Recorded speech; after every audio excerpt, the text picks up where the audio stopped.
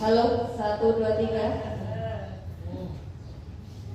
Bismillahirrahmanirrahim. Assalamualaikum warahmatullahi wabarakatuh. Alhamdulillahirabbil alamin wa bihi nasta'in wa ala umuri dunya waddin wa ala alihi wa ashabihi ajmain. Rabbi shrah li sadri wa yassir li amri wa hlul 'uqdatam min lisani yafqahu qawli, amma ba'du. Yang kami hormati Ibu Kepala Sekolah SD Negeri 1 Karangkobar, Kabupaten Banjarnegara. Yang kami hormati Bapak Ibu Guru SD Negeri 1 Karangkobar yang berbahagia. Pertama-tama marilah kita panjatkan puji syukur atas nikmat yang Allah berikan kepada kita semua, sehingga pada siang hari ini kita bisa berkumpul dalam acara penyampaian diseminasi aksi nyata penyebaran pemahaman budaya positif di sekolah. Bapak Ibu yang kami hormati, sebelumnya kami mengucapkan terima kasih kepada Bapak Ibu semua atas waktunya untuk bisa berkenan hadir dalam acara pada siang hari ini. Sebelum acara dimulai, marilah kita buka bersama acara pada hari ini dengan bacaan basmalah bersama-sama. Bismillahirrahmanirrahim. Untuk acara selanjutnya yaitu sambutan dari Ibu Kepala Sekolah SD Negeri 1 Karangkobar kepada Ibu Laswati SPDSD, dipersilahkan.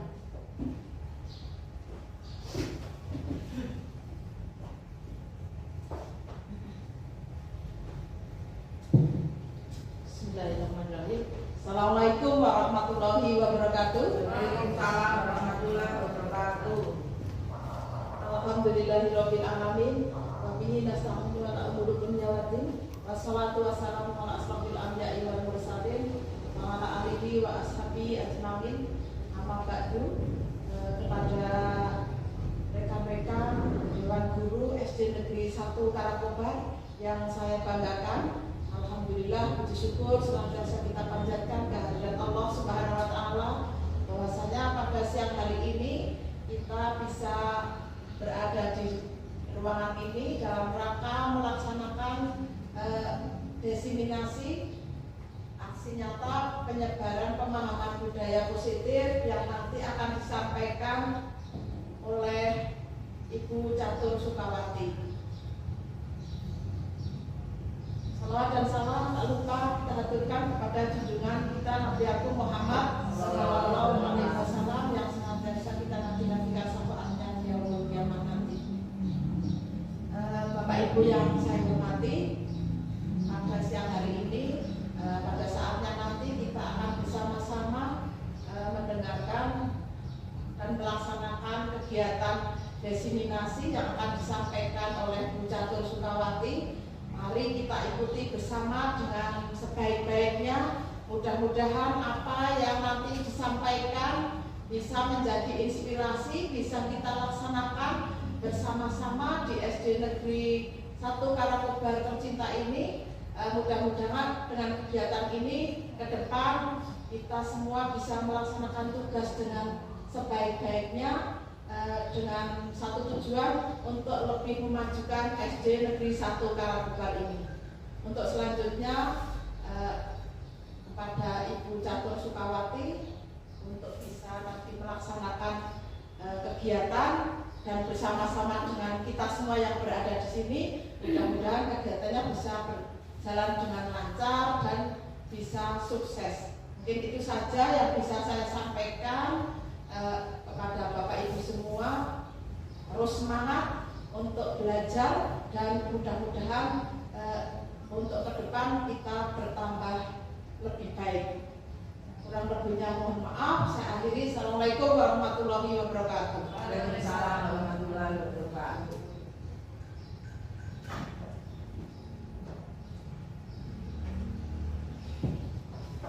Terima kasih diucapkan kepada Ibu Kepala SD Negeri 1 Karangkobar yang sudah memberikan sambutannya. Bapak Ibu yang kami hormati, selanjutnya acara diseminasi aksi nyata penyebaran pemahaman budaya positif yang akan disampaikan oleh saya sendiri. Sebelumnya perkenalkan, nama saya Catur Sukawati, guru SD Negeri 1 Karangkobar, calon guru penggerak angkatan 7 Kabupaten Banjarnegara. Nah, Bapak Ibu, di sini akan kami perkenalkan terlebih dahulu fasilitator kami, yaitu Ibu Sri Handayati MPD, dan pengajar praktik yaitu Ibu Gotri Lastiti SPD. Nah, Bapak Ibu, di sini nanti saya akan menyampaikan apa yang sudah saya pelajari pada modul 1.4. Jadi mohon maaf ya Bapak Ibu, bukan berarti saya di sini akan menggurui Bapak Ibu semua, namun kita nanti akan belajar bersama mengenai budaya positif. Jadi yang pertama nanti yang akan kami sampaikan yaitu perubahan paradigma belajar, yang kedua disiplin positif, yang ketiga kebutuhan dasar manusia, yang keempat motivasi perilaku manusia, yang kelima posisi kontrol restitusi, keyakinan kelas, dan segitiga restitusi.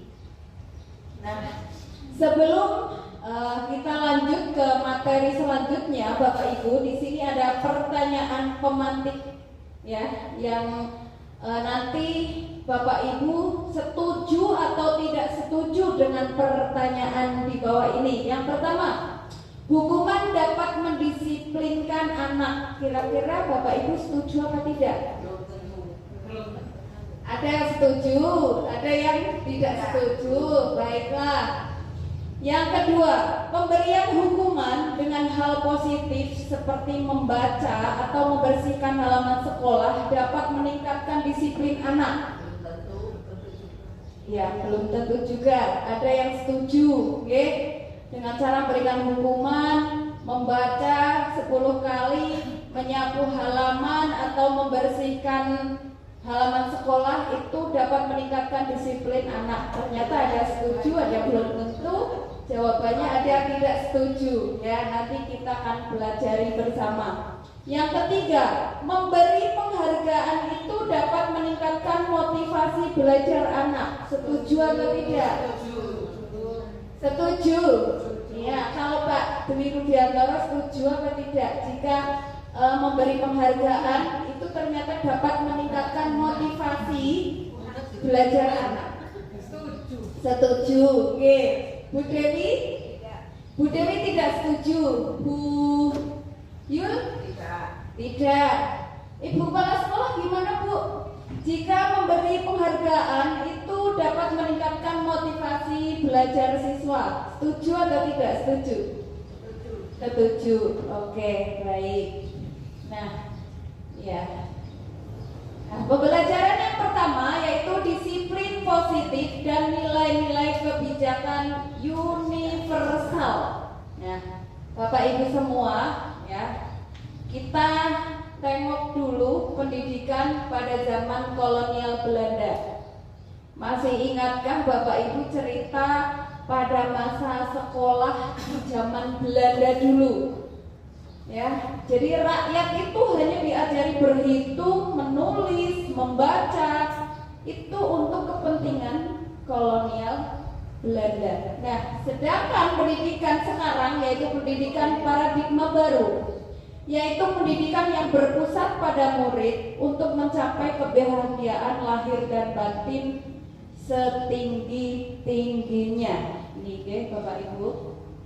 Jadi pendidikan paradigma baru yaitu pembelajaran yang berorientasi pada penguatan potensi dan pengembangan karakter yang sesuai dengan nilai-nilai Pancasila yang sekarang sedang digadang-gadang oleh Kemendikbudristek bahwa pembelajaran profil pelajar Pancasila. Nah, ini Pembelajaran paradigma baru memastikan praktik pembelajaran yang berpusat pada murid, yang mana setiap murid belajar sesuai dengan kebutuhan dan tahap perkembangannya untuk mewujudkan profil pelajar Pancasila. Ini yang sedang digadang-gadangkan oleh Kemendikbudristek, profil pelajar Pancasila. Tentunya Bapak Ibu sudah paham tentang profil pelajar Pancasila. Ada berapa Bapak Ibu? Iya, ada 6, sudah hafal semuanya. Kira-kira nggak usah saya bacakan Pertama, pada Tuhan Yang Maha Esa, berakhlak mulia, mandiri, bernalar kritis, kreatif, bergotong royong, berkebinekaan global. Ini yang sedang digadang-gadang oleh Menteri Kemendikbudristek. Nah, di sini perubahan paradigma. Nah, di sini diibaratkan Bapak Ibu mengepalkan tangan Bapak Ibu. Ya, nanti Bapak Ibu akan saya suruh mempraktekkan mengepalkan tangan, tapi kepalan tangan Bapak Ibu di situ ada isinya Bapak Ibu, ya. Bapak Ibu nanti akan menuliskan di situ di kepalan tangan Bapak Ibu itu ada sesuatu yang sangat berharga menurut Bapak Ibu semua. Ya, dikepal, digenggam oleh Bapak Ibu. Nah, kira-kira jika ada teman Bapak Ibu yang meminta, ayolah dibuka, ayo cepatlah dibuka, nanti saya kasih hadiah dan lain sebagainya. Kira-kira Bapak Ibu akan membuka kepalan tangan Bapak Ibu enggak?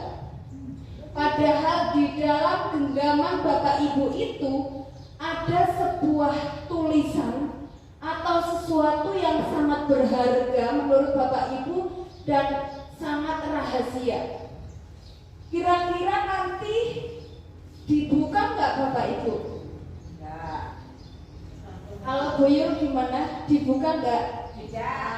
Dibuka, ayolah buka. Walaupun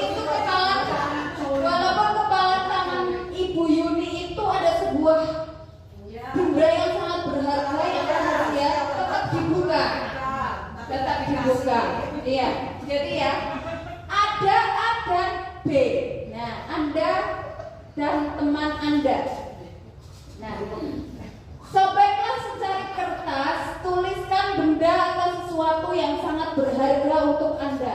Letakkan di salah satu tangan Anda dan genggam benda atau sesuatu tersebut dengan segala daya, dengan segala kekuatan. Bapak Ibu semua menggenggam kepalan tangan Bapak Ibu. Buatlah sebuah kepalan. Nah, teman Anda atau si B akan mencoba dengan sekuat tenaga dengan berbagai cara untuk meminta Anda memberikan benda tersebut, dengan cara membujuk, ada yang merayu, ada yang bahkan mengancam. Awas ya kalau kepalanya tidak dibuka, kepala tangannya tidak dibuka. Ada yang mengancam, ada yang menghardik, ada yang menyuap. Nah, apa saja agar dapat membuka kepala tangan Anda? Dan apa yang terjadi coba Bapak Ibu? Kira-kira apa yang terjadi Bapak Ibu jika ada yang merayu, menyuap, terus memberikan hadiah? Kira-kira akan dibuka juga atau enggak? Tidak. Malah akan bertengkar. Iya. Iya, jadi tidak akan dibuka, nggih. Itu namanya kontrol. Bapak Ibu itu punya kontrol. Ya, kontrol. Kontrol. Oke. Bapak Ibu punya kontrol. Nah, tadi sudah diilustrasikan. Perubahan paradigma, teori kontrol atau teori pilihan atau ilusi kontrol. Nah, di sini diilusikan ilusi guru mengontrol murid. Kira-kira Bapak Ibu jika ada murid Bapak Ibu ya yang harus manut dengan Bapak Ibu semua, itu kira-kira gimana? Muridnya itu yang mengontrol itu gurunya. Ya, terus yang kedua, ilusi bahwa kritik dan membuat orang merasa bersalah dapat menguatkan karakter. Ini Ilusi bahwa semua penguatan positif, efektif, dan manfaat. Ilusi bahwa orang dewasa memiliki hak untuk memaksa. Jadi selama ini kita sebagai guru itu seolah-olah kita itu bisa menguasai atau mengontrol murid. Benar apa tidak Bapak Ibu? Seolah-olah murid itu harus manut dengan gurunya, harus tunduk dengan Pak Guru dan Bu gurunya.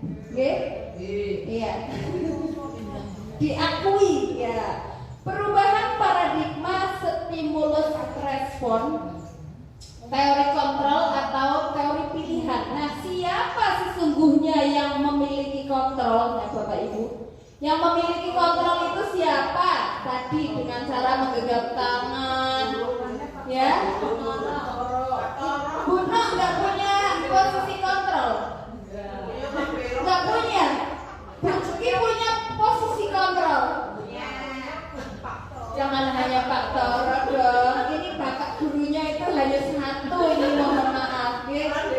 Ya ini semuanya ini ibu guru semua. Jadi katanya Sama Pak Dodo. Aduh, mohon maaf ini ibu fasilitator, ibu PP sedikit bercanda ya Bu. Karena supaya tidak ngantuk ini sudah jam-jam rawan ngantuk ini Bapak Ibu. Oke. Ya, jadi siapa sesungguhnya yang memiliki kontrol? Ya, tidak hanya Pak Toro, ya. Stimulus respon. Nah, kita mencoba di sini mengubah orang agar berpandangan sama dengan kita. Kira-kira bisa nggak, Bu, Pak? Kalau kita mencoba mengubah orang agar berpandangan sama dengan kita? Bisa. Mencoba ya bisa. Mencoba. Bisa. Kalau mencoba mungkin bisa. Ya, nah teori kontrolnya atau pilihannya kita berusaha memahami pandangan orang lain tentang dunia. Hanya bisa memahami ternyata, tidak bisa mengubah. Ya, kalau nanti kita bisa mengubah pandangan orang itu repot, ya. Dan kalau kita bisa mengontrol orang lain pun repot. Nanti orang lain diibaratkan seperti robot, ada yang mengontrol, disuruh ngapa manut, suruh ngapa manut. Ya, jadi kita tidak bisa mengendalikan orang lain ya ternyata, karena orang lain itu bisa mengontrol dirinya sendiri. Oke, terus yang kedua, perilaku buruk dilihat sebagai sesuatu kesalahan. Stimulus responnya. Sedangkan teori kontrolnya semua perilaku memiliki tujuan. Jadi apa yang dilakukan seseorang itu ternyata belum tentu memiliki sesuatu yang salah. Ya. Jadi tergantung apa tujuannya mereka melakukan sesuatu. Gitu. Orang lain bisa mengontrol saya. Apakah bisa orang lain bisa mengontrol saya? Apakah saya bisa mengontrol Bu Retno? Tidak bisa. Ternyata hanya Bu Retno sendiri yang bisa mengontrol dirinya sendiri. Maka kalau nanti saya bisa mengontrol Bu Retno, bahaya. Bu Retno mau jalan ke kanan, saya enggokan ke kiri. Ayo ke kiri. Nah itu bahaya, nanti seperti robot dan saya remote-nya ya. Tuh. Jadi orang lain tidak bisa mengontrol diri kita. Yang mengontrol diri kita hanya kita sendiri. Ya. Saya bisa mengontrol orang lain, teori kontrolnya. Bisa atau tidak? Ternyata Anda tidak bisa mengontrol orang lain. Ya. Jadi kenapa selama ini kita kepada murid-murid kita seolah kita itu bisa mengontrol mereka semua, ya. Ini selama ini saya seperti itu. Ternyata sesuatu yang kurang baik. Terus selanjutnya, pemaksaan ada pada saat bujukan gagal. Jika kita melakukan sesuatu yang gagal, teori kontrolnya berkolaborasi dan konsensus menciptakan pilihan-pilihan baru. Yang terakhir, model berpikir menang kalah. Ada menang, ada kalah. Kalau tidak saya menang, mereka yang kalah. Nah, teori kontrolnya model berpikir menang-menang. Menang-menang, menang kalah. Gitu, oke. Ya. Lanjut Bapak Ibu, di sini kita akan membahas tentang disiplin positif, teori kontrol atau teori pilihan Dr. William Glasser. Nah, Anda tidak bisa mengontrol orang lain, hanya Anda yang bisa mengontrol diri Anda sendiri. Tadi sudah dicontohkan bahwa seseorang walaupun dengan bujukan, dengan ancaman, dengan hadiah, itu kalau mereka tidak mau, contohnya dengan membuka kepalan tangan yang isinya sebuah rahasia, sebuah benda yang sangat berharga, ternyata mereka pun tidak mau membukanya. Karena mereka, orang lain itu tidak bisa dikendalikan atau dikontrol oleh orang lain. Hanya dirinya sendirilah yang bisa mengontrolnya. Nah, terus semua perilaku memiliki tujuan. Di sini tadi sudah dijelaskan bahwa makna disiplin itu belajar mengontrol diri dengan menggali potensi kita agar tercapai tujuan yang mulia, yaitu sesuatu menjadi seorang yang kita inginkan berdasarkan nilai-nilai yang kita hargai. Itu motivasi dari, nanti akan dijelaskan, ada teori motivasi dari dalam dan motivasi dari luar. Nah, semua perilaku itu memiliki tujuan. Teori motivasi yang pertama, untuk menghindari hukuman. Yang kedua, untuk mendapatkan imbalan. Yang ketiga, untuk menghargai diri sendiri. Selanjutnya, nanti ada nilai-nilai kebajikan universal, ada keyakinan kelas yang akan kita bahas di topik berikutnya. Nah, pada model berpikir menang-menang, kolaborasi dan konsensus menciptakan pilihan-pilihan baru. Di sini nanti ada 5 posisi kontrol. Yang pertama adalah sebagai penghukum, yang kedua sebagai pembuat rasa bersalah, yang ketiga sebagai teman, yang keempat sebagai pemantau, dan yang kelima sebagai manajer. Nah, terus selanjutnya nanti ada segitiga restitusi, di mana kita akan menghadapi sebuah masalah yang dihadapi oleh peserta didik kita. Bagaimana caranya kita nanti akan menyelesaikan masalah siswa tersebut dengan cara menstabilkan identitas, validasi kebutuhan, dan menanyakan keyakinan nanti. Ya, dan selanjutnya ada 5 kebutuhan dasar manusia. Bapak Ibu ngantuk, oke? Ini sebelum ngantuk mungkin ada ice breaking dulu. Pak Toro bisa mimpin ice breakingnya, Pak. Nyanyi apa Pak Toro? Ayo. Ngantuk juga. Iya. Ini padahal baru berapa menit ini sudah ngantuk. Mungkin karena saya menyampaikan materinya terlalu serius atau gimana, guys? Jadi Bapak Ibu ngantuk, tidak ada bercanda-candanya, guys. Ya. Terus waktunya sudah siang. Terus Bapak Ibu tadi habis dahar dengan nasi jagung, sayurnya sayur apa ya, satu, terus jui, terus iya ada busilnya juga, terus ada sambelnya. Ibu ini mohon maaf, jadi Bapak Ibu guru semua ini, iya tidak apa-apa, sambil nanti kopinya sambil diminum kembali ya Bapak Ibu ya. Ya, saya lanjutkan saja ya.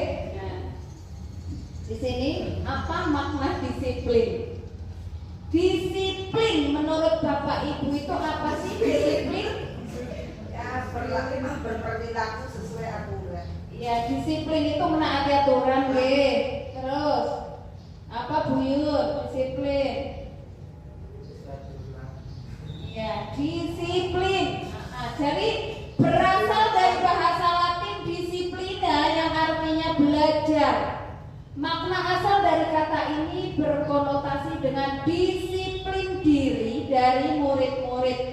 Nah, disiplin diri membuat orang menggali potensinya menuju sebuah tujuan, apa yang dia hargai.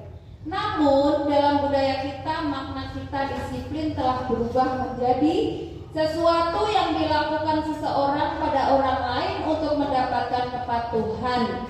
Kecenderungan umumnya adalah menghubungkan kata disiplin dengan ketidaknyamanan, bukan dengan apa yang kita hargai atau pencapaian suatu tujuan mulia. Contohnya di sini, Bu. Di sekolahan kita sudah melaksanakan sebuah kedisiplinan yang sangat tinggi. Contohnya apa, Bu? Disiplin di sekolah kita. Anak-anak itu selalu patuh, ya. Disiplin gurunya. Disiplin anak dulu.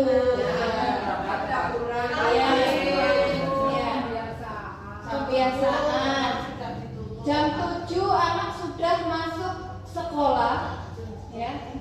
Bu gurunya sudah menjemputnya di depan pintu gerbang. Terus jam 7.15 pintu gerbang sudah ditutup. Nah, itu salah satu disiplin, ya, mendisiplinkan anak.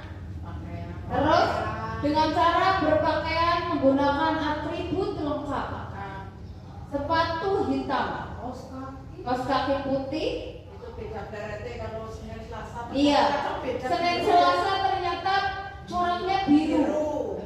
Terus Kamis, Rabu Kamis coraknya merah. Nah, dengan mendisiplinkan seperti itu anak sudah terbiasa. Jadi anak jam 7 harus sampai ke sekolah.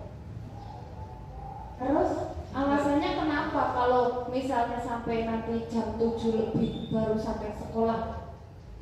Apakah dihukum? Iya. Nah, ini selama ini dihukum. Jadi mereka itu takut karena dihukum ternyata. Ya. Tapi nanti lama-lama sadar atau enggak dengan kebiasaan ini? Banyak yang sadar deh dengan kebiasaan ini. Iya. Jadi mereka itu disiplin karena takut, bukan karena kesadaran sendiri, ya. Karena aturan berarti, ya. Karena aturan, ya, Bapak Ibu. Nah, iya, karena aturan. Nanti kita bahas. Selanjutnya nilai-nilai kebajikan universal. Nilai-nilai kebajikan adalah sifat-sifat positif manusia yang merupakan tujuan mulia yang ingin dicapai setiap individu. Nilai-nilai tersebut bersifat universal, lintas bahasa, suku bangsa, agama maupun latar belakang. Jadi setiap perilaku atau perbuatan memiliki suatu tujuan. Teori kontrol 1984. Ya. Dengan memainkan nilai-nilai kebajikan yang diyakini oleh seseorang, maka motivasi intrinstiknya akan terbangun, sehingga menggerakkan motivasi dari dalam untuk mencapai tujuan mulia yang diinginkan. Selanjutnya, nilai-nilai kebajikan yang ingin dicapai oleh setiap anak Indonesia kita kenal dengan profil pelajar Pancasila yang ada 6 itu. Yang pertama, beriman, bertakwa kepada Tuhan yang Maha Esa, berakhlak mulia. Di sekolahan kita alhamdulillah sudah berjalan seperti Jumat beramal, ya, beramal di hari Jumat untuk melatih siswa-siswa kita itu menjadi anak yang berakhlak mulia. Terus sholat berjamaah, sholat duha setiap pagi. Yang kedua, mandiri, ya, mandiri. Anak-anak sudah mandiri, ya, apa Pak? Mandi sendiri, ya, pakai sepatu sendiri, bener. Mereka sudah mandiri, berangkat sekolah sendiri, ya. Kalau memakai baju sendiri dan lain-lain, bernalar kritis, berkebinekaan global, saling menghormati. menghormati, karena di sini di SD Negeri 1 Kalangkobar kebetulan siswanya tidak hanya Muslim saja, tapi ada beberapa yang non Muslim. Jadi mereka alhamdulillah sudah bisa saling menghargai, saling menghormati. Terus selanjutnya bergotong royong, kreatif, saling bergotong royong, bekerja sama dalam menciptakan suatu keadaan sekolah di mana sekolah kita selalu menjaga kebersihan lingkungannya. Jadi setiap pagi mereka membersihkan kelasnya masing-masing, saling bekerja sama. Sekarang memasuki pembelajaran yang kedua. Nanti untuk tanya jawabnya di sesi terakhir. Gimana Bu Yuni? Berapa pembelajaran? Oh, tanya. Tadi sudah saya sampaikan deh, ada keyakinan kelas, segitiga restitusi. Nggak ada dilawat Bu, tenang. Ini sudah yang kedua ya. Nanti saya sampaikannya singkat-singkat saja lah ya. Iya, karena saya percaya bahwa Bapak Ibu SD Negeri 1 Kalangkobar di sini itu sudah paham semua ya. Ya, sudah paham semua. Jadi saya tidak harus menjelaskan secara detailnya nggih Bu Yun. Saya hanya menyampaikan kerangkanya saja lah ya. Ya, setuju nggih? Kita sudah membuat keyakinan. Oh, begitu. Ya, lanjut. Dan di sini ada teori motivasi perilaku manusia. Ya. Iya. Tidak apa-apa lah, seadanya saja, nggak apa-apa. Nanti Bu fasilitator saya akan memaklumi, dan apalagi Ibu PP saya yang sangat luar biasa, Ibu Godrilasiti, beliau adalah seorang kepala sekolah. Kalau misalnya memang video saya seperti ini ada bercanda-bercandanya, nggak apa-apa. Tidak, insya Allah saya tidak dimarahi, enggak. Iya, karena ini memang nyata,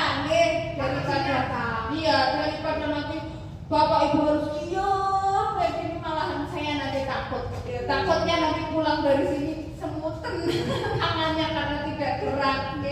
Iya, jadi yang pertama, untuk menghindari ketidaknyamanan atau hukuman, ini motivasi eksternal, termasuk motivasi dari luar. Apa yang akan terjadi apabila saya tidak melakukannya? Nah, di sini para murid kita biasanya seperti itu. Jadi mereka itu menghindari ketidaknyamanan atau hukuman. Jadi saya harus seperti ini, saya manut harus seperti ini. Itu, oke? Terus yang kedua, untuk mendapatkan imbalan dari orang lain atau institusi, apa yang akan saya dapatkan apabila saya melakukan ini? Nah, ini tidak boleh juga. Anak melakukan sesuatu karena diberi imbalan. Jadi nanti anak akan merasa ketergantungan kalau tidak diberi imbalan. Jadi mereka itu merasa saya harus melakukan ini karena nanti saya dapat itu. Nah, misalnya. Terus yang ketiga, untuk menghargai diri sendiri, saya akan menjadi orang yang seperti apa bila saya melakukannya. Nah, ini motivasi internal, motivasi dari dalam. Ini adalah merupakan satu tujuan disiplin positif. Nah, itu Bapak Ibu. Sampai di sini bisa dipahami, guys? Bisa. Ya. Saya percaya Bapak Ibu itu sudah lebih menguasai, guys. Jadi yang 1 dan 2 itu kira-kira nanti baik atau tidak jika dilakukan, ya. Tapi paling baik adalah di mana motivasi itu berasal dari diri kita, ya, berasal dari dalam diri kita sendiri. Itu yang merupakan tujuan disiplin positif kita. Nah, jadi kita semua, nah ini siapa Bapak Ibu? Siapa itu guru? Dan sekali, nah ini Bapak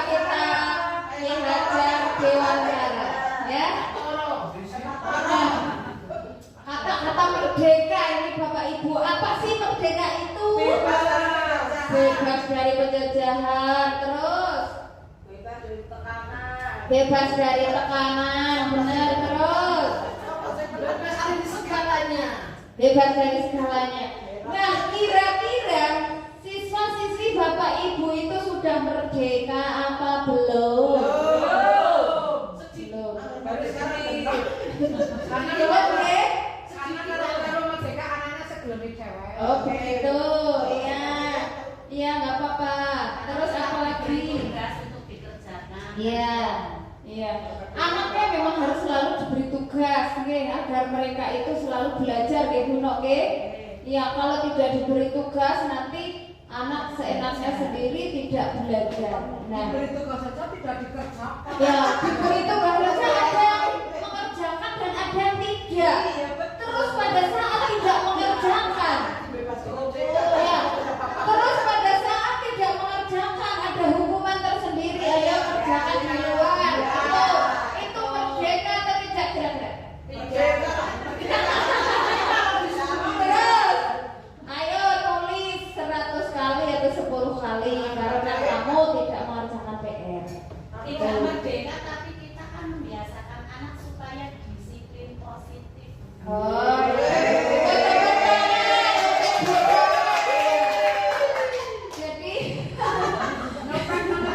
jadi tidak merdeka, tapi kata Bruno itu untuk mendisiplinkan anak agar menuju budaya positif berarti ada disiplin positif. Ya ada. Contohnya beri Disiplin negatif. biar dia bisa keluar dari ruangan masuk disiplin yang negatif.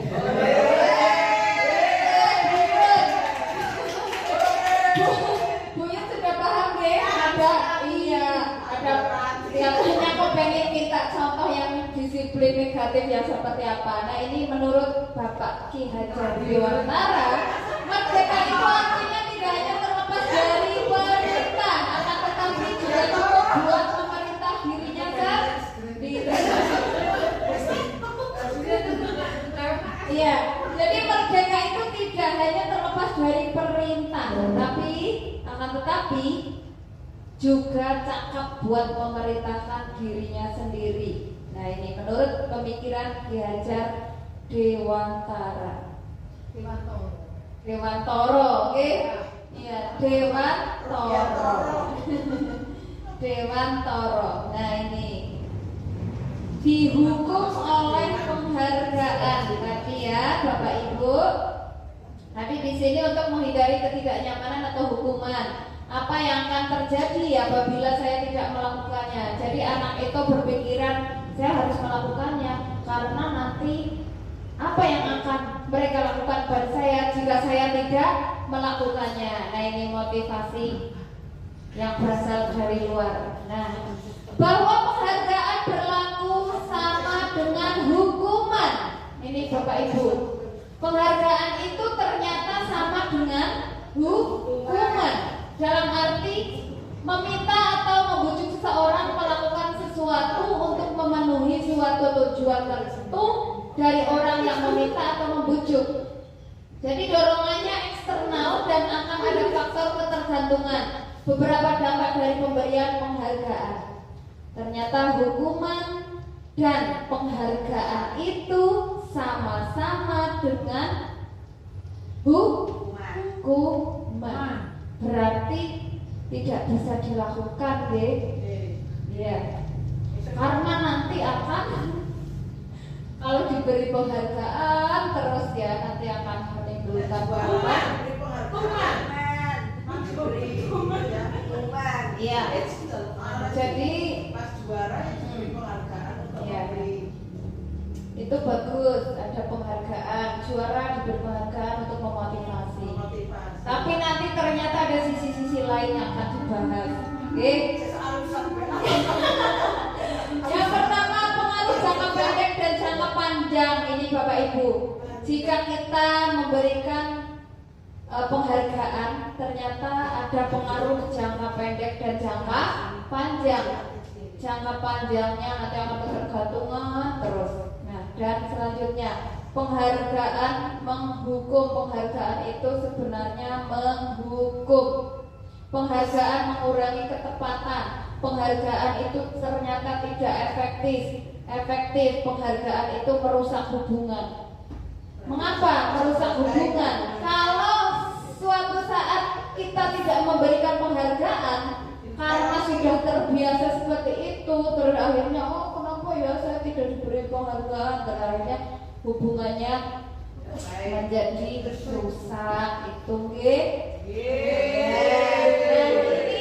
dihukum oleh penghargaan. Penghargaan itu akan menurunkan kualitas. Penghargaan itu akan mematikan kreativitas. Penghargaan itu akan mengurangi motivasi intrinsik. Penghargaan menurunkan kualitas. Coba Bapak Ibu bayangkan, jika dalam suatu kelas ada anak yang mengerjakan soal, ternyata ada yang benar semua, dan Bapak Ibu itu menjanjikan nanti ya anak-anak, kalau misalnya betul semua akan Bu Guru kasih hadiah. Itu setiap hari seperti itu.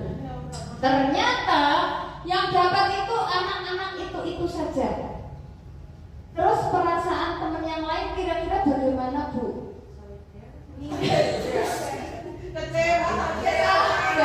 Ya, ada yang kecewa, ada yang tambah minder. Yang dapat itu saja. Ya, yang dapatkan hanya itu saja.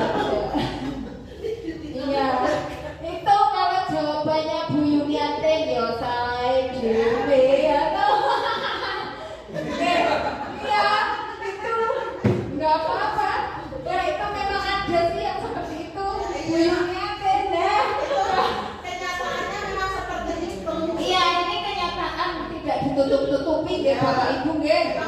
Jadi memang faktanya seperti itu. Jadi ada ini apa ya? Ini kamu tidak menutup-nutupi keadaan, nggih. Memang seperti itu. Jadi kalau ada anak yang mendapat hadiah, terus perasaan yang lainnya gimana? Terus ada kita sebagai guru malahan menyalahkan, ya salah dewe ora sinau seperti itu. Enggak ada. Ya itu ada, nggih. Pertanyaan kedua, penghargaan akan mematikan kreativitas. Jadi dengan penghargaan ternyata bisa mematikan kreativitas. Karena apa? Saya sudah dapat juara, ya.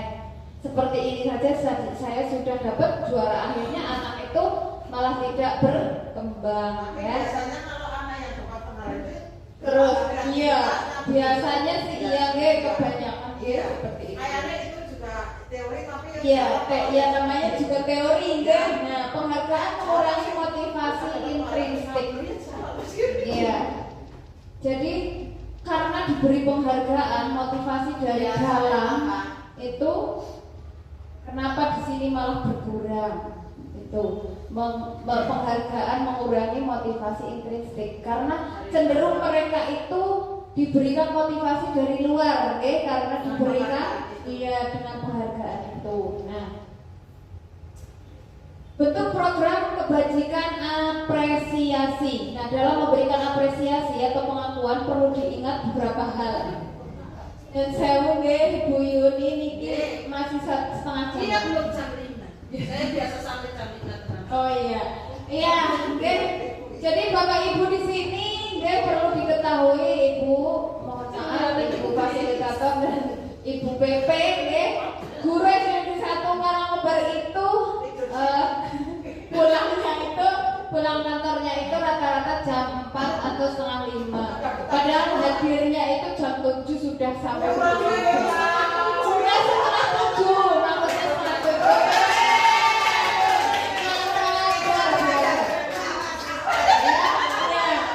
Maka luar biasa setengah 7 sudah standby di gerbang.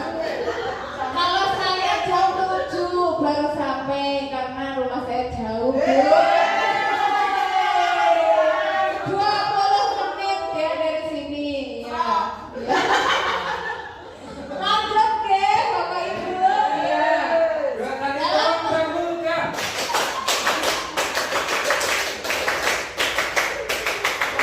Terima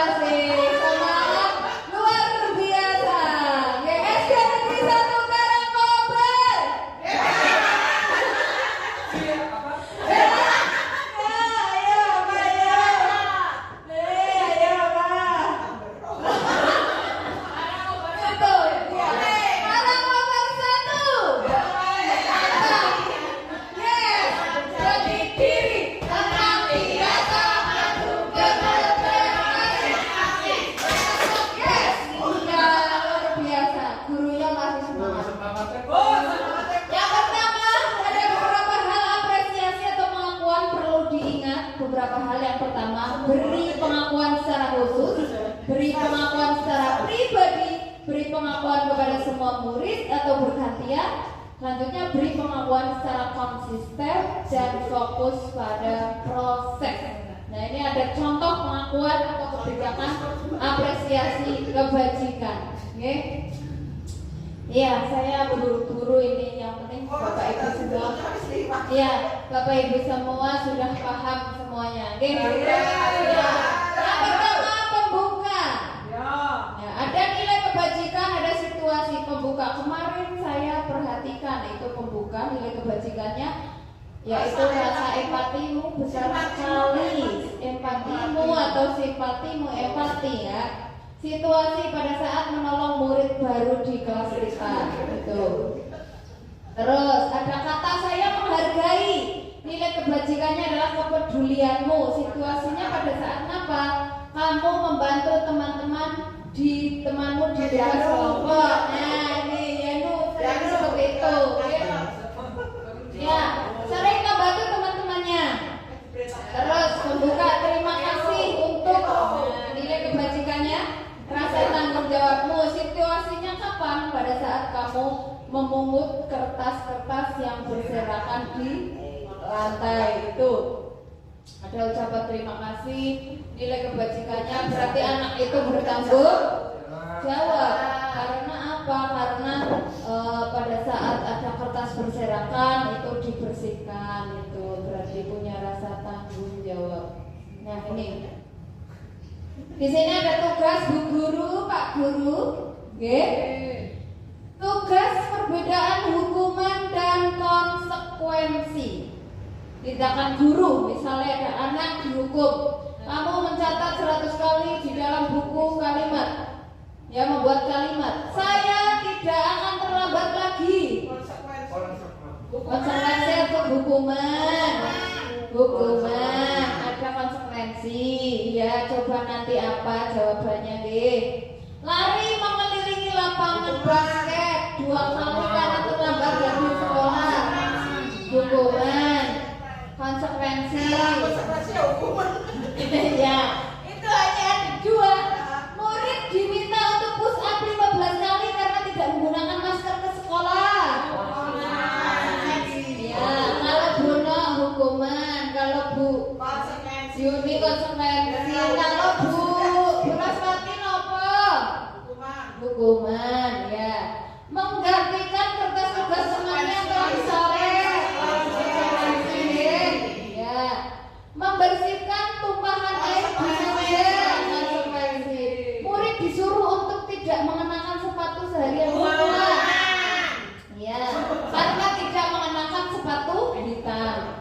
Ya, lanjut. Lari mengelilingi lapangan basket 10 menit untuk hukuman. Ya, kita lihat.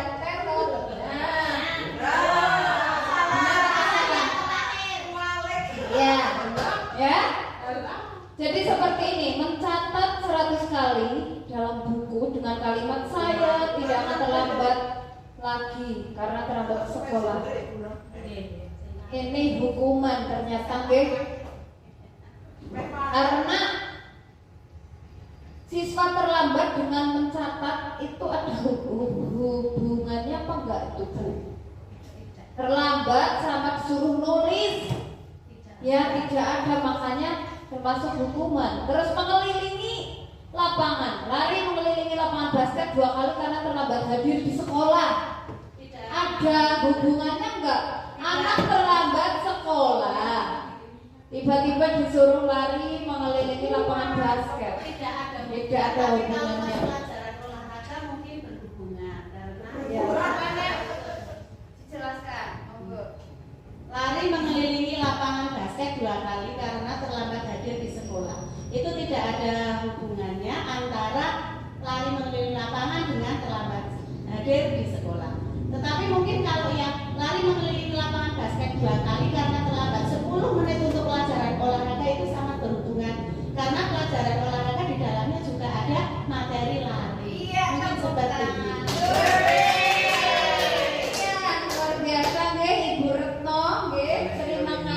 Ibu Retno Sulistyo ini beliau SPDSD, beliau adalah guru kelas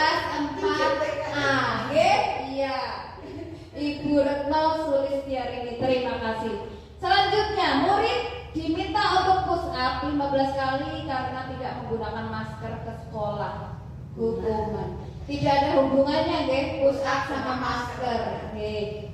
Menggantikan kertas tugas, ini konsekuensi, nggih. Konsekuensi tadi jawabannya benar. Membersihkan tumpahan air, konsekuensi. Murid disuruh untuk tidak mengenakan sepatu seharian di sekolah karena tidak mengenakan sepatu hitam. Ini hukuman, ya. Lari mengelilingi lapangan, ini konsekuensi karena ternyata lari mengelilingi lapangan itu ada hubungannya dengan materi PJOK seperti yang sudah dijelaskan tadi oleh Ibu Retno Sulistiarini SPD SD. Lanjut. Ya. Lanjut, tadi ada hukuman, ada konsekuensi. Sesuatu yang menyakitkan harus terjadi, konsekuensinya sesuatu harus terjadi. Membuat anak sakit fisik maupun hati untuk jangka waktu lama, jangka waktu pendek, ini hukuman Bapak Ibu. Ternyata memberikan hukuman itu bisa masih diingat sampai anak itu nanti tua. Seperti pengalaman saya pernah dihukum dulu. Itu sampai sekarang teringat Bapak Ibu, okay? Jadi membuat anak sakit baik fisik maupun hati itu sebenarnya tidak boleh. Okay? Iya. Sekarang kira-kira Bapak Ibu masih menggunakan hukuman apa tidak? Lihat situasi, ya. Jadi konsekuensinya membuat anak merasa tidak nyaman. Anak itu merasa tidak nyaman karena sering dihukum. Ya, mereka itu sakit hati. Nah, ya, Pak Toro. Iya, Pak Toro juga pernah dihukum dulu waktu sekolah. Anak membenci kedisiplinan. Nah, dengan hukuman anak itu jadi membenci kedisiplinan. Konsekuensinya anak menghargai disiplin. Ya. Terus hukuman paksaan, ya. Hukuman itu sebuah paksaan. Harus berdiri di depan kelas. Berdiri, teman-teman, berdiri. Ayo berdiri karena tidak mengerjakan PR. Nah, ini adalah sebuah paksaan yang tidak boleh sebenarnya. Okay? Konsep anak belajar untuk menyembunyikan kesalahan. Dengan hukuman, ya, ternyata dengan adanya hukuman anak itu belajar menyembunyikan kesalahan. Padahal anak itu salah, tapi karena takut dihukum, ya, karena takut dihukum, dia itu bohong dengan bu gurunya. Anak itu tidak jujur. Karena apa? Karena sudah takut hukuman terlebih dahulu. Ada marah, rasa bersalah, dipermalukan, merasa tidak dihargai. Coba Bapak Ibu kalau sudah menghukum muridnya di depan, itu ada anak yang merasa marah, lebih marah lagi enggak? Saya kok dihukum kayak gitu? Ya ada, karena si anak itu tidak mengakui bahwa dia itu telah berbuat kesalahan. Gimana?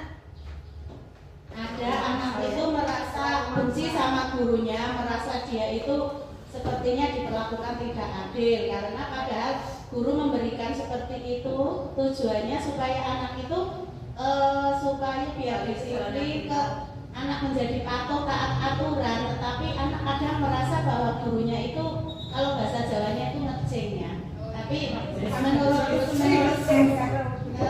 kita, kalau anak tidak diberikan hukuman sesekali, itu nanti anak akan sifatnya itu akan terlalu apa ya, maksudnya itu terlalu ngaleha kalau bahasa kita ini ya. Enaknya sendiri.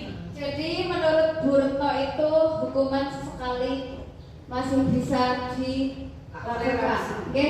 Nah, karena dengan hukuman ternyata anak bisa marah, anak bisa merasa bersalah, anak bisa dipermalukan juga, karena Upacara tidak mengenakan topi, maka harus baris di panggung sendirian. Nah, itu anak itu akan merasa dipermalukan, ya.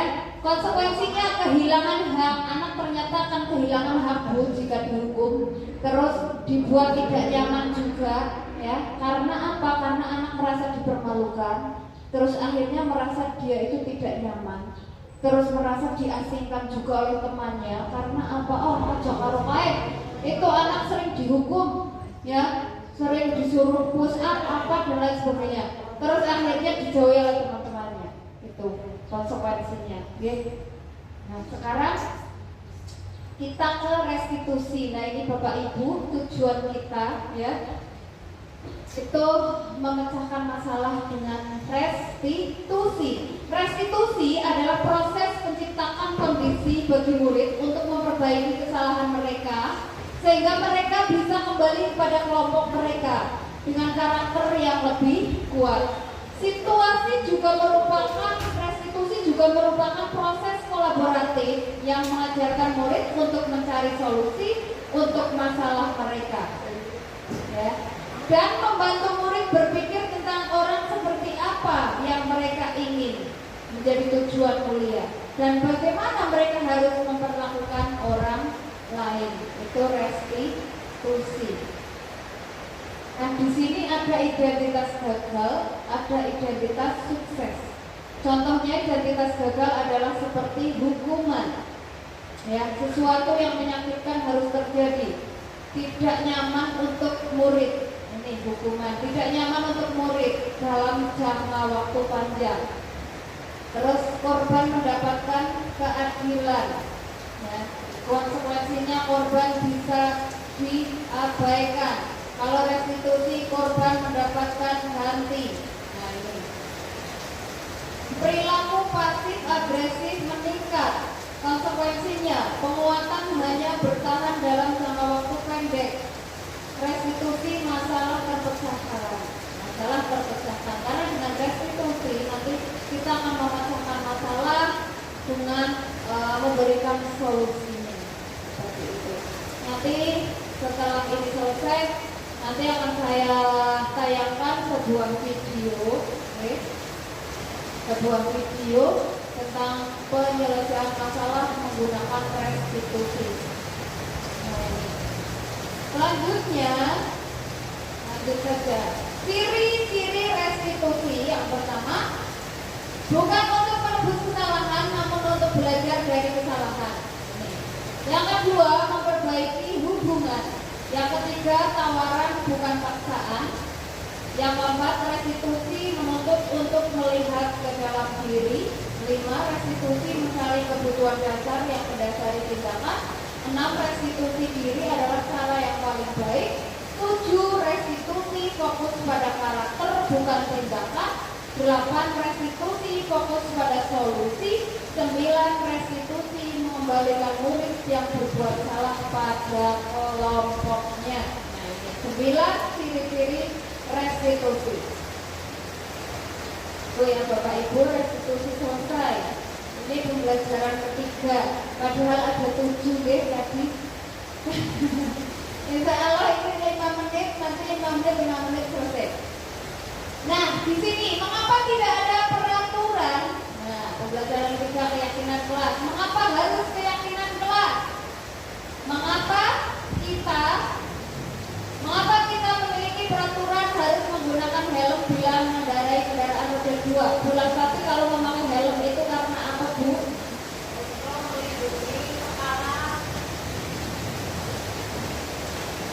Untuk keamanan diri sendiri, yaitu untuk melindungi kepala. Barangkali kita harus mengantisipasi kalau terjadi sesuatu. Jadi untuk keamanan diri sendiri. Kalau bulan mati itu menggunakan helm karena untuk keamanan diri sendiri.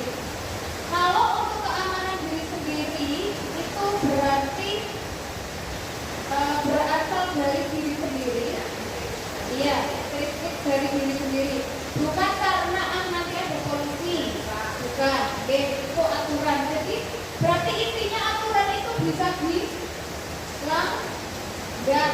Apakah bulan Saraswati pernah pergi sekolah atau ke pasar tidak mengenakan helm? Pernah atau tidak, Bu? Iya, kalau beli bubur pagi tidak memakai helm karena apa?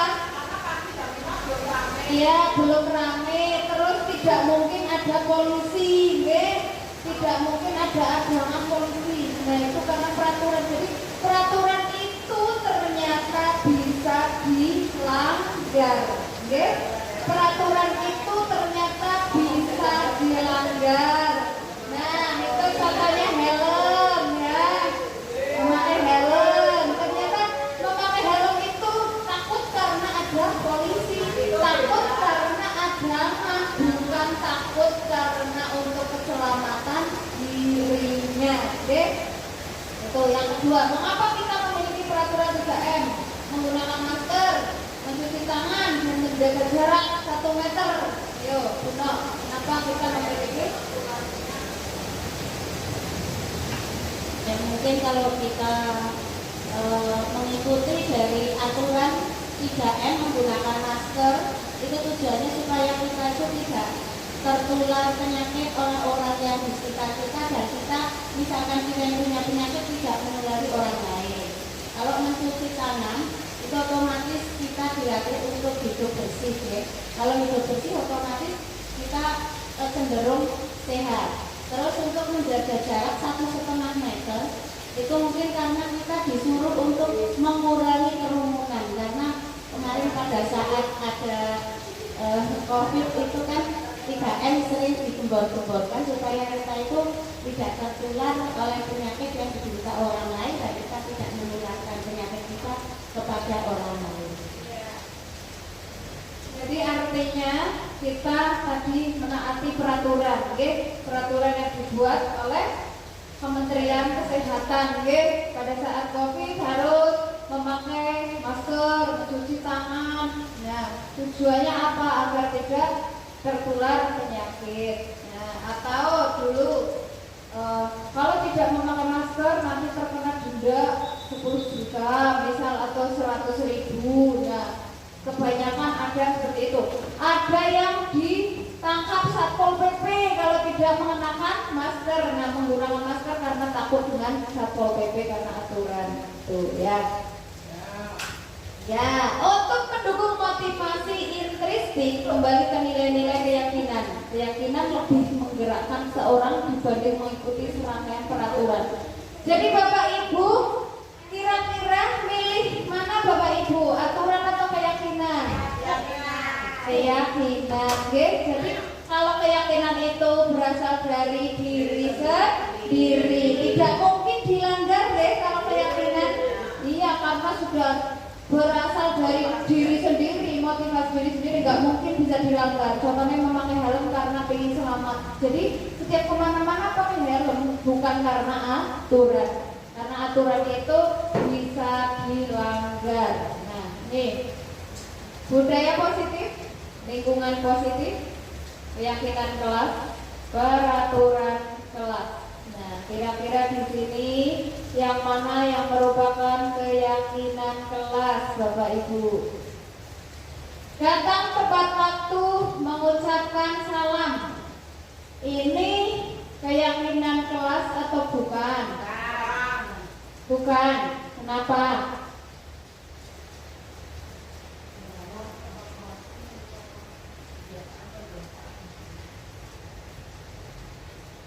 Ayo. Bapak Ibu kemarin sudah membuat keyakinan kelas, sudah membuat sendiri-sendiri setiap kelas ya. Contohnya, misalnya datang tepat waktu, mengucapkan salam. Itu ya keyakinan kelas atau bukan itu? Itu datang tepat waktu kan bisa saja pas tidak ada acara tidak dimasuk kelas. Oh iya, jadi datang tepat waktu pada saat kesepakatan lingkungan, itu termasuk lingkungan Yang disepakati terjadi di dalam kelas itu, misalnya kita waktu pembelajaran harus memperhatikan guru. ya, betul sekali. Iya benar Bu. Jadi kalau menjaga kebersihan sekolah ini berarti lingkungan sekolah, ya. Berdoa dan sesudah kegiatan ini sebelum dan sesudah kegiatan ini keyakinan kelas bisa masuk aktif dalam pembelajaran, ya keyakinan kelas. Jadi yang berhubungan dengan kelas itu termasuk keyakinan kelas, nggih? Ya, lanjut. Kegiatan pendalaman keyakinan kelas ini Bapak Ibu semua sudah bisa memahami semuanya, nggih? Untuk kegiatan pendalaman keyakinan kelas. Nah, datang tepat waktu. Nah, kalian menyapa teman dengan guru setiap hari, mengembalikan barang teman yang telah dipinjam dan mengucapkan terima kasih. Ini yang tampak seperti, nah ini contoh ya, tidak tampak seperti sering hadir terlambat. Ini tidak tampak, ini orang kantor kayak silungan. Lanjut, peraturan. Di sini selalu kembalikan buku ke tempatnya, keyakinan kelas atau bukan. Dilarang mengganggu orang lain. Hadir di sekolah 5 menit sebelum belajar dimulai. Dilarang melakukan kekerasan. Ya, dilarang menggunakan narkoba, bergantian atau menunggu giliran. Gunakan masker, jangan berlari di kelas atau koridor. Itu peraturan, keyakinan kelasnya bagaimana? Jika peraturan selalu kembalikan buku ke tempatnya. Kira-kira keyakinan kelasnya gimana Bu? Tapi Ya, terus dilarang mengganggu orang lain. Keyakinan kelasnya gimana? Tidak berisik di dalam kelas, gitu guys, saat pelajaran mungkin. Terus hadir di sekolah 15 menit sebelum belajar dimulai. Ya, keyakinan kelasnya. Hadir tepat waktu. Ya, dilarang melakukan kekerasan. Keyakinan kelasnya. Saling menyayangi. Dilarang menggunakan narkoba. Keyakinan kelasnya. Konsumsi misalnya makanan yang sehat, bergantian atau menunggu giliran, keyakinan kelasnya. Budayakan antri, gunakan masker, keyakinan kelasnya.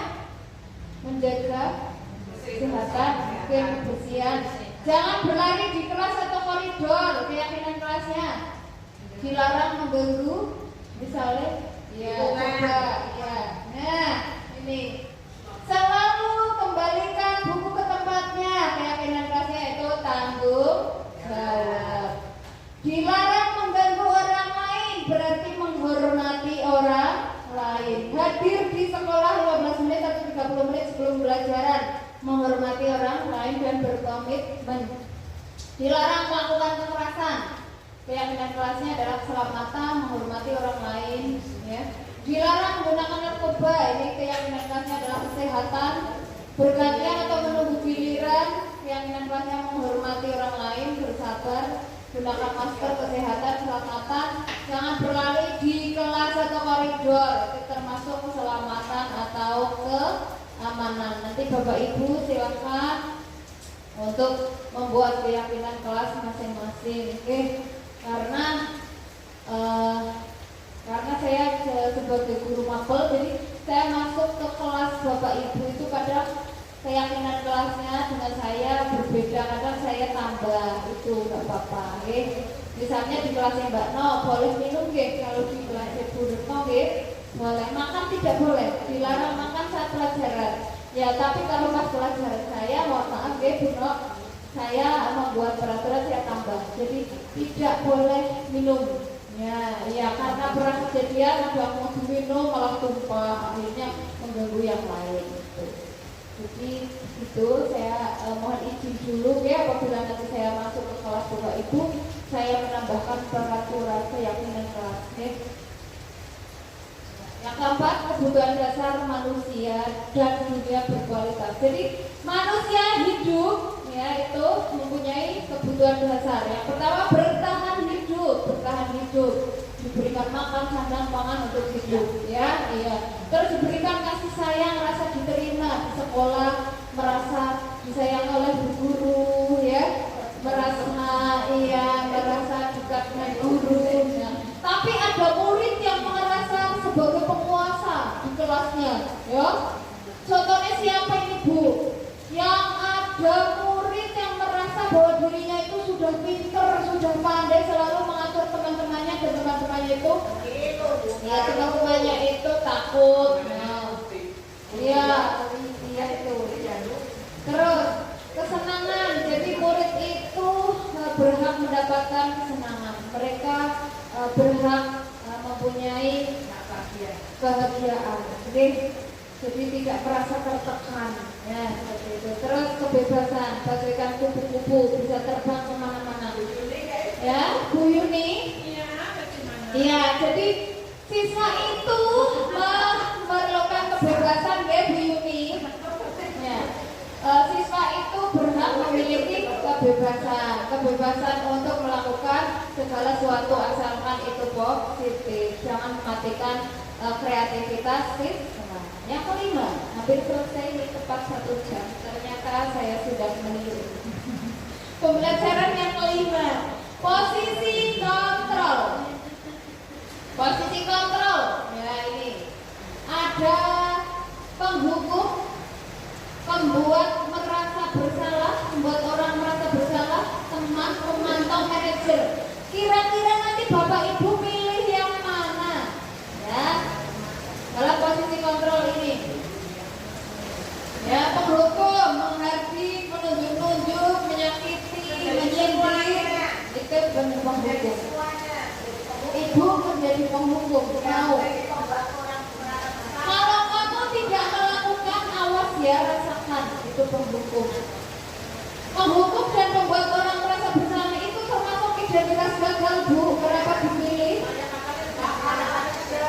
Kayak ini identitas gagal, ya. Ya, makanya contoh memberontak, menyalahkan orang lain, berbohong, itu penghukum. Membuat orang merasa bersalah. Nah, itu berceramah dan mengatakan seharusnya kamu itu seperti ini, agar kamu itu tidak kecewa, kamu tidak kecewa. Nah, kan anak merasa ya Allah saya bersalah ternyata. Nah, kamu seharusnya kamu sudah tahu, ibu lebih sekali mengatakannya. Nah, tuh ya. Ibu sudah berkali-kali mengatakan ini, tapi kamu kok seperti ini. Ibu jadi stres ini. Nah, itu anak merasa bersalah. Terus ada teman membuatkan alasan-alasan untuk muridnya. Itu teman. Ayolah lakukan demi ibu. Masa kamu tidak mau? Nah, masa kamu tidak mau? Ingat, jika ibu pernah bantu. Nah, ibu pernah membantu. Itu teman, sebagai teman. Terus memantau apa peraturannya, terus menghitung dan mengukur, untuk memantau. Nah, sebagai manajer menghargai diri sendiri, mengajukan pertanyaan-pertanyaan. Misalnya ada anak yang melakukan kesalahan, nanti dicontohkan dalam video.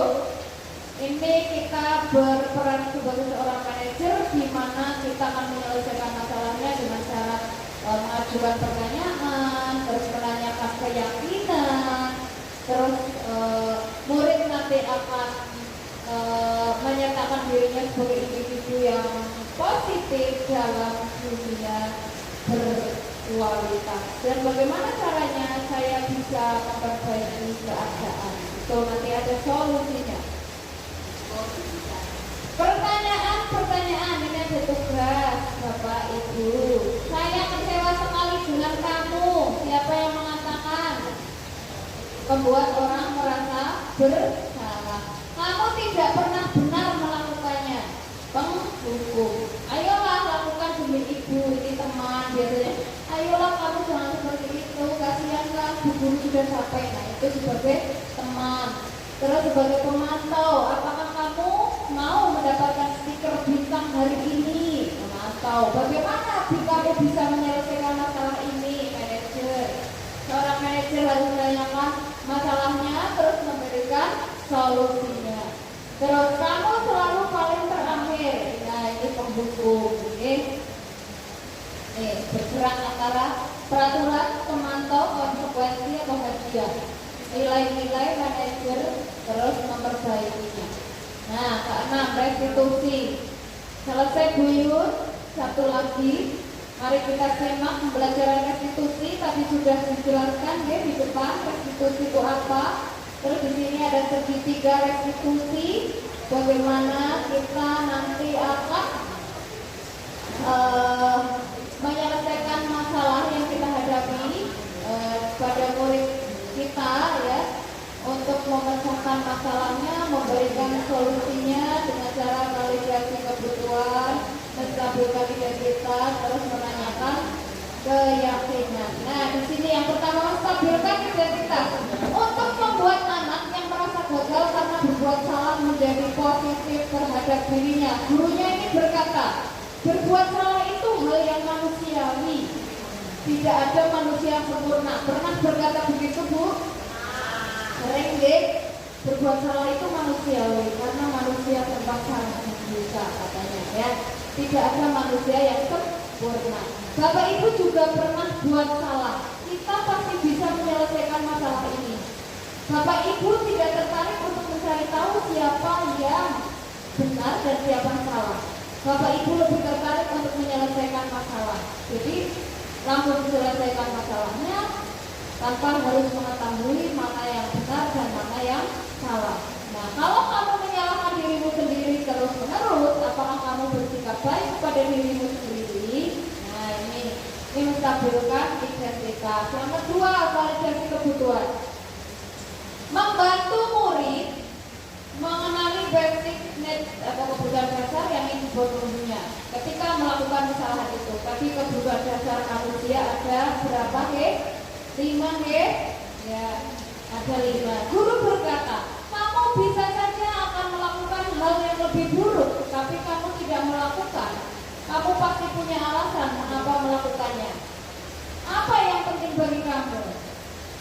Nah, kamu boleh tetap berusaha menjaga sikap itu, tapi tambahkan sikap yang lain yang baru. Maukah kamu belajar cara lain untuk mendapatkan yang kamu butuhkan tanpa harus menunggu validasi kebutuhan? Apa kamu bisa melakukan dengan lebih esok, di hari esok? Yang ketiga, menstabilkan identitas untuk membuat anak yang merasa gagal karena berbuat salah menjadi positif terhadap dirinya. Gurunya berkata, berbuat salah itu hal yang manusiawi. Tidak ada manusia yang sempurna. Ini tadi, jadi kita menstabilkan identitas dengan cara mengatakan bahwa hal yang salah itu, berbuat salah itu adalah manusiawi. Terus yang terakhir, menanyakan keyakinan. Anak melihat kesalahannya dihubungkan dengan norma sosial dan nilai-nilai yang mendasari manusia berinteraksi dengan orang lain. Gurunya berkata, apa nilai yang kita percaya di kelas atau di sekolah kita? Nilai-nilai universal apa yang telah kita sepakati? Terus kelas yang ideal.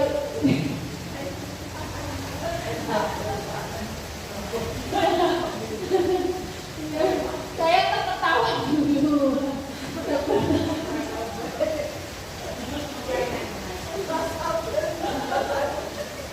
Ya, ini karena sudah hampir selesai waktunya. Apa yang kamu rasakan ketika kamu melakukan hal itu? Kamu jadi orang yang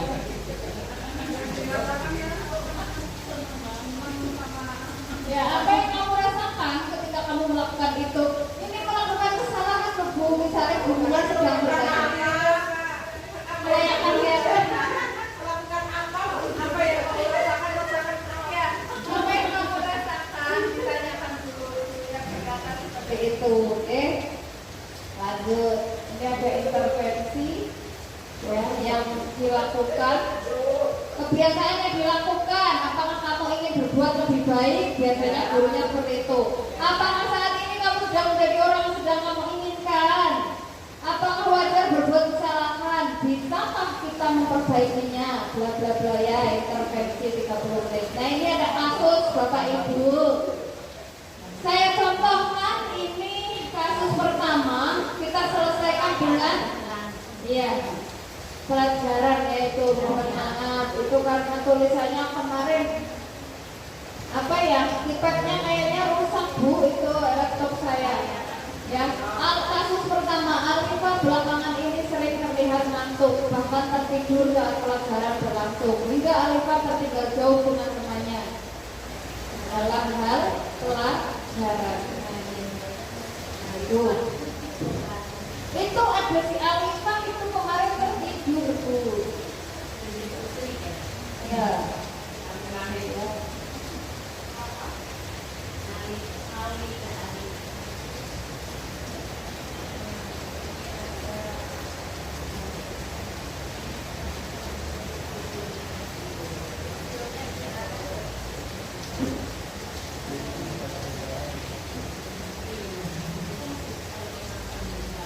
Ya, ini bunyi nggak Pak?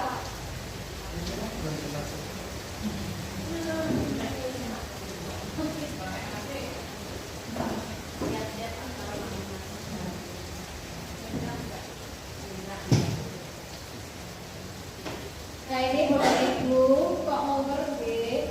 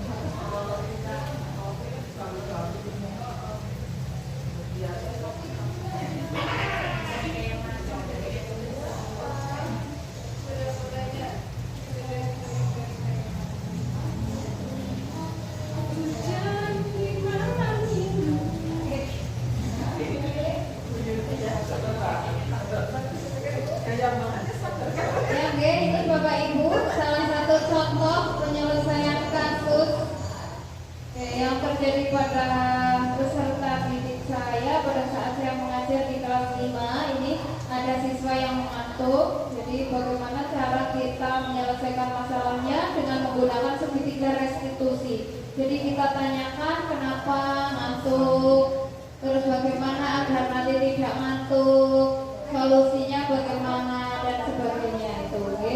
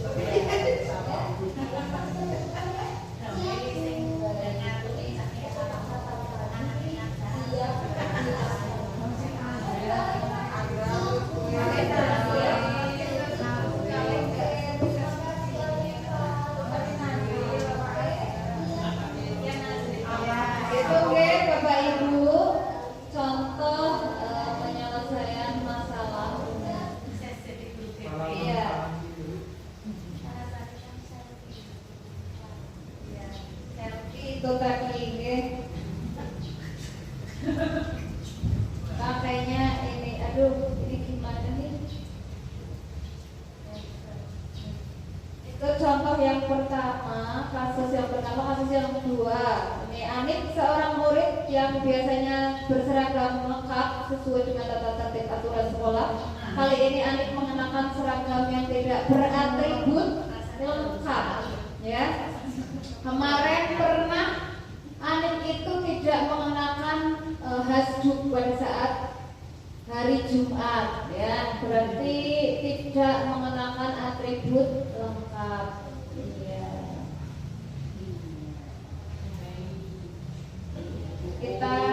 Kita jangan memberikan hukuman, tapi kita menyelesaikan masalahnya.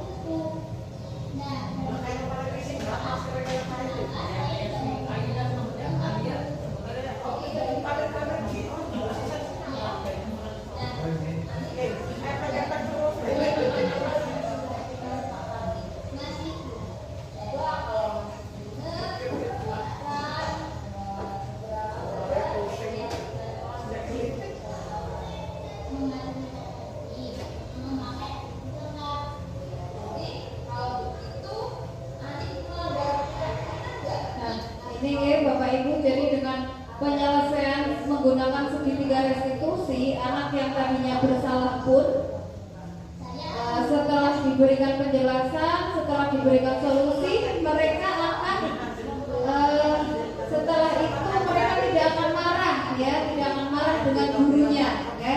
Ini contoh salah satu contoh setelah anak menggunakan guru memecahkan masalah setelah restitusi. Nah, itu ada kesan-kesan dari anak, okay? Kesan pertama dari Alisa, ini bagaimana kesannya setelah diberikan solusi oleh gurunya. Ini hujan kemarin.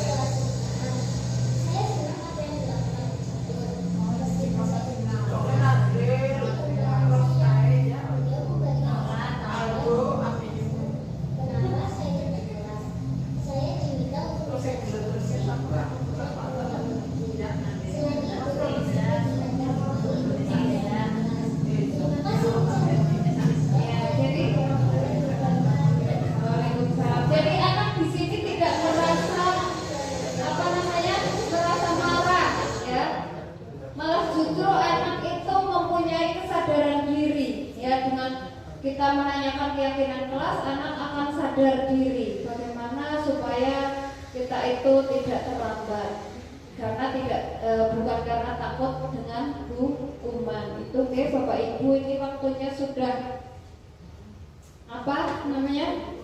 sudah sore, Saya rasa Bapak Ibu semua sudah paham semuanya, Terima kasih kepada Bapak Ibu guru SD Negeri 1 Karangkobar, ya, yang telah mengikuti acara pada siang hari ini. Semoga apa yang saya sampaikan kita bermanfaat untuk kita semuanya, dan tentunya masih banyak sekali kekurangan yang ada pada saya, Bapak Ibu, mohon maaf yang sebesar-besarnya. Dari saya akhiri, astagfirullahaladzim, wabillahi taufiq wal hidayah, wassalamualaikum warahmatullahi wabarakatuh.